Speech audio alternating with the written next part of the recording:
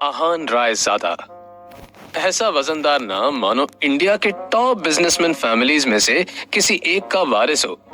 मगर हम जिस आहान रायजादा की बात कर रहे हैं उसकी कतरे कतरे से बेबसी झांक रही है। आहान एक करोड़पति बिजनेसमैन फैमिली का दामाद तो जरूर है, मगर उसकी हालत पर घर के नौकर भी कहते थे, कुछ पैसे चाहिए तो बता देना, तुम्हारी गरीबी देखी नहीं जाती। कहने को तो आहान जैसे रिच फैमिली के दामाद सड़कों पर महंगी कार दौड़ाते थे, महंगे क्लब्स में जाते थे, मगर आहान की लाइफ में 3 चीजें आम थी। पहली चीज बेइज्जती, दूसरी चीज बहुत बेइज्जती और तीसरी चीज बहुत से भी ऊपर वाली बेइज्जती। और हाँ, कभी कभी वो किसी रईस को जब अपनी बीवी को एक महंगी होटल में खाना खिलाते देखता तो वो खुद से कहता, एक दिन अपना टाइम भी आएगा जब मैं महंगे सूट में ऐसे किसी महंगी होटल में अपनी बीवी शनाया को टशन के साथ खाना खिलाऊंगा। देखना, जब वो मेरे सीने से लग के एक रोमांटिक डुएट में मेरे साथ रोमांटिक कैंडल लाइट डांस करेगी तो होटल में बैठकर सारी रईसजादों के सीनों पर सांप लौटेंगे। आहान ने ऐसा सोचते हुए अपने हाथ में रखे तकिए को सीने से लगाकर कस कर दबा लिया। नींद की खुमारी में जैसे ही उसने पिलो को अपनी बाहों में दबाया, तुरंत ही उसका मोबाइल बज उठा। आहान चौंक कर उठ बैठा। आंख मलते हुए मोबाइल स्क्रीन पर देखा तो शगुन का फोन था। उसे देखते ही आहान के सारे सपने छू मंतर हो गए। शगुन आहान की बीवी शनाया की कजिन थी, जो हमेशा ही आहान को नीचा दिखाने की कोशिश करती थी। मोबाइल की तरफ देखकर आहान ने बुरा सा मुंह बनाया और फिर कुछ सोचकर फोन उठा लिया। तभी दूसरी तरफ से आवाज आई, क्या बात है जीजा जी, फोन नहीं उठा रहे हैं आप? जवाब में आहान ने कहा, नहीं शगुन, मैं। तभी शगुन उसकी बात काटते हुए बोली, है वो सब छोड़ो, मेरा एक काम है।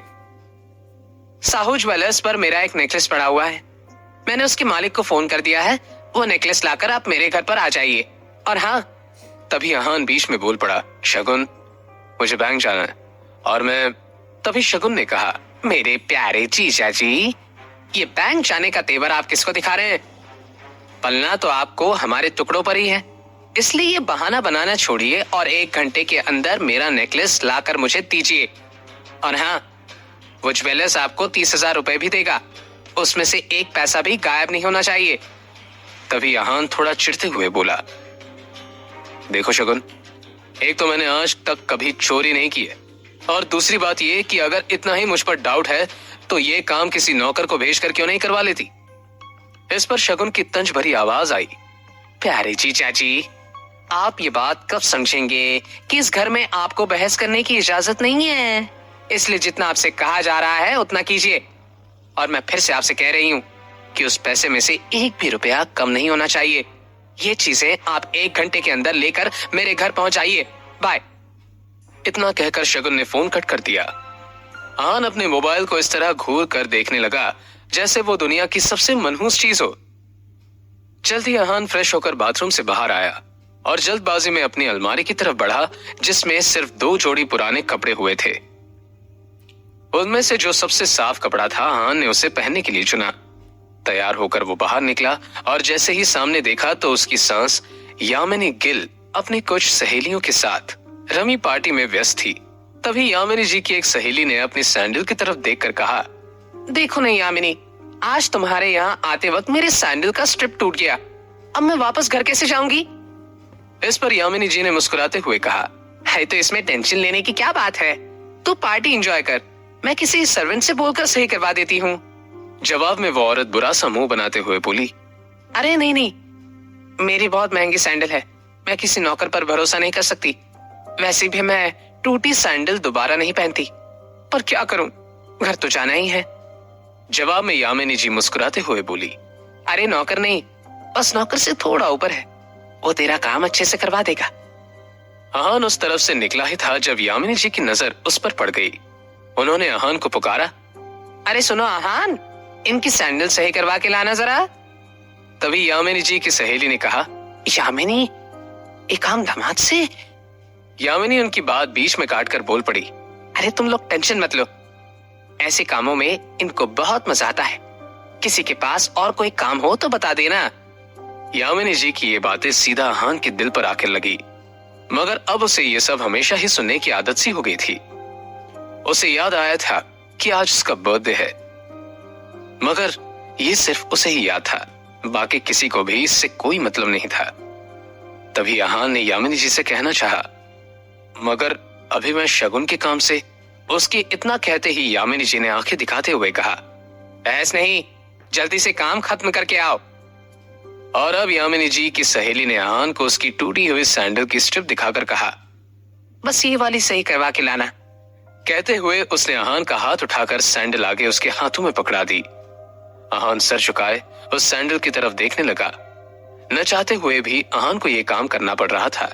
उसे जाते देख यामिनी की बाकी दो सहेलियों ने भी अपने अपने काम पकड़ा दिए। आहान सबकी बातें सुन रहा था और फिर सामने लगी शनाए की तस्वीर देखकर मन ही मन में बोला, इतनी बेइज्जती की बात भी अगर मैं इस घर में टिका हुआ हूं तो सिर्फ इसलिए शनाए क्योंकि मैं आपको खोना नहीं चाहता। I love you. इतना कहकर आहान बाहर आ गया। वो अपनी बाइक लेकर निकला ही था कि तभी रास्ते में उसके मोबाइल पर उसकी बीवी शनाए का मैसेज आया, अच्छा सुनो, क्या आप आज मेरे ऑफिस आ सकते हैं?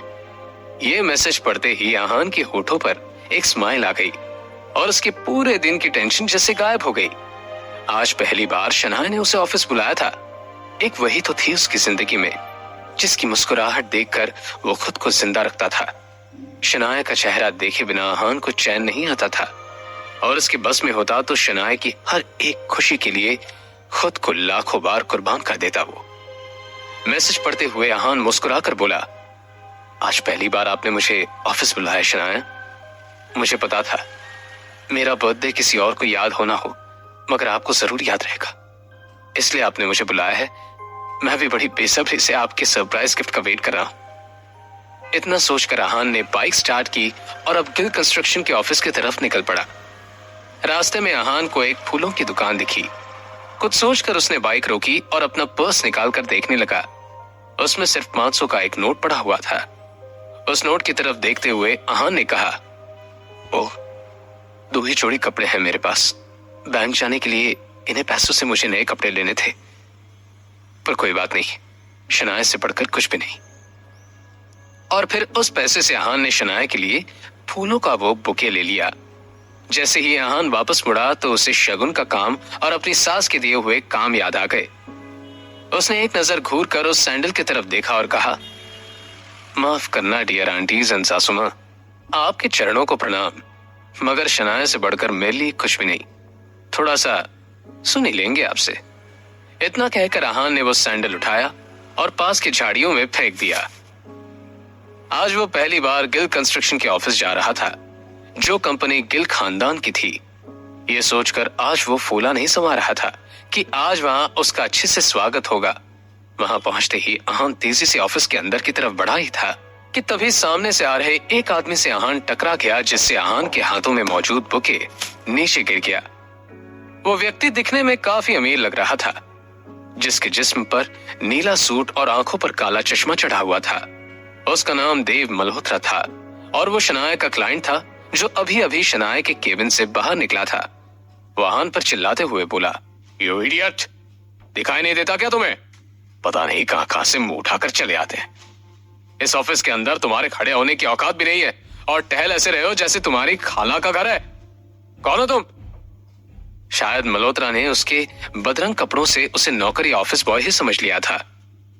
मल्होत्रा ने एक नजर नीचे पड़े बुके की तरफ देखा और फिर उसे अपने पैरों तले कुचल के बाहर निकल गया। आहान ने अपना सर झुकाए उस बुके की तरफ देखा जो पैरों से कुचला जा चुका था। उधर शनाया अपने केबिन के शीशी के अंदर से यह नजारा देख रही थी। आंखों में आंसू लिए शनाया बस आहान को देखे जा रही थी। देव मल्होत्रा वहां से जा चुका था और तभी आहान की नजर शनाया पर पड़ी तो एक पल के लिए वो अपनी बेइज्जती भूल गया। वो शनाया की तरफ देखकर खुद से ही बोला,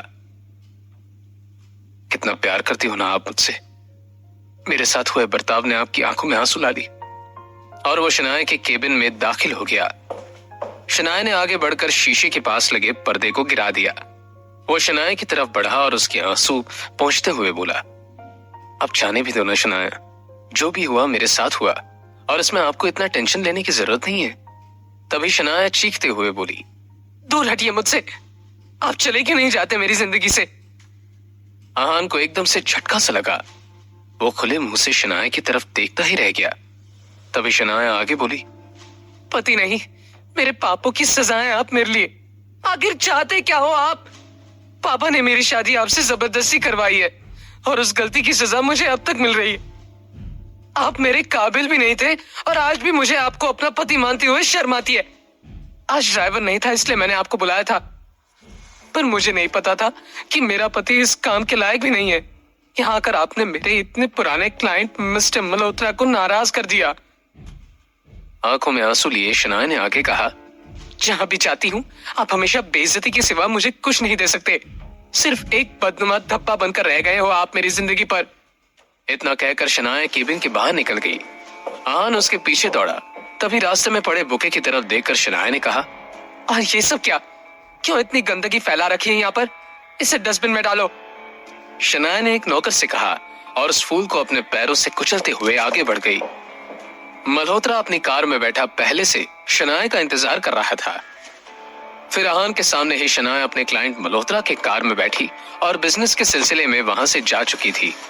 आहान ने एक नजर अपनी बाइक की तरफ देखा, वही खटारा बाइक जो अब आहान की जिंदगी का हिस्सा बन चुकी थी। आंखों में आंसू लिए आहान खुद से ही बोला,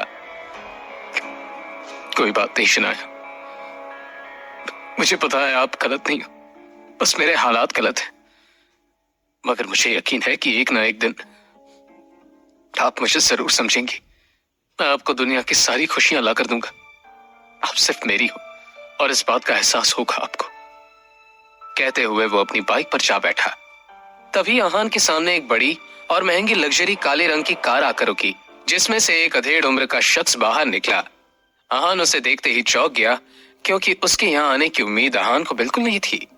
वो आदमी आहान के सामने आकर बोला, यंग मास्टर, एशिया के सबसे अमीर कंपनी और रायजादा ग्रुप के अरबों रुपए का बिजनेस एम्पायर आपका इंतजार कर रहा है। वक्त आ गया है कि आप अपना बिजनेस संभालें। आखिर कौन है ये आदमी? आहान के साथ शनाया के इस बर्ताव का कारण क्या है? क्या है आहान की कहानी?